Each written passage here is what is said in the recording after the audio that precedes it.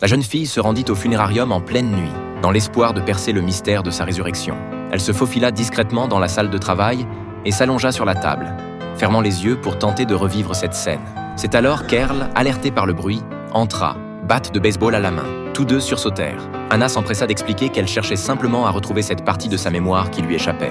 En vain, Earl fut soulagé d'entendre cela. Comme il faisait encore nuit noire, il lui proposa d'attendre le lever du jour pour rentrer. Mais au petit matin, alors qu'Anna s'apprêtait à partir, elle suspendit son geste. Se tournant vers Earl, elle lui confia ne plus vouloir rentrer chez elle, ne plus supporter cette vie étouffante. Elle le supplia de la laisser rester quelque temps, quitte à dormir dans la grange. Earl refusa d'abord, mais devant la mine abattue d'Anna, il n'eut pas le cœur de la chasser. C'est ainsi qu'Anna emménagea. Les jours suivants, Anna goûta réellement aux joies d'une vie libre. Ils jouaient au golf, discutaient et riaient tous les trois, telle une famille unie. Anna, trouvant la maison un peu terne, décida de mettre la main à la pâte et entreprit de repeindre les murs.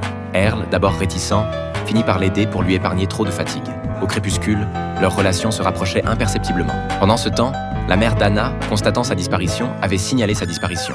Le lendemain, quand Earl montra l'avis de recherche à Anna, elle n'en fit pas grand cas, ne montrant aucune intention de partir, et poursuivit la peinture des murs restants. C'est alors qu'Anna remarqua un lopin de terre en friche. Earl lui expliqua que rien n'y poussait, mais Anna était persuadée de pouvoir y insuffler la vie.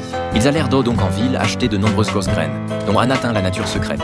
De retour, Anna s'attela avec impatience au jardinage, bêchant et semant avec soin, dans l'espoir d'une future récolte. Mais Earl et son père doutaient que quoi que ce soit y pousse. Pourtant, contre toute attente, les cultures issues de cette parcelle sauvèrent plus tard la vie d'Earl. Un soir, Anna invita Earl à se promener. Ils arrivèrent à une passerelle suspendue et commencèrent à évoquer leurs parcours respectifs.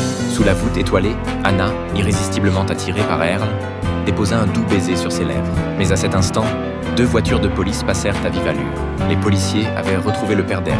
Cette paisible soirée fut irrémédiablement brisée.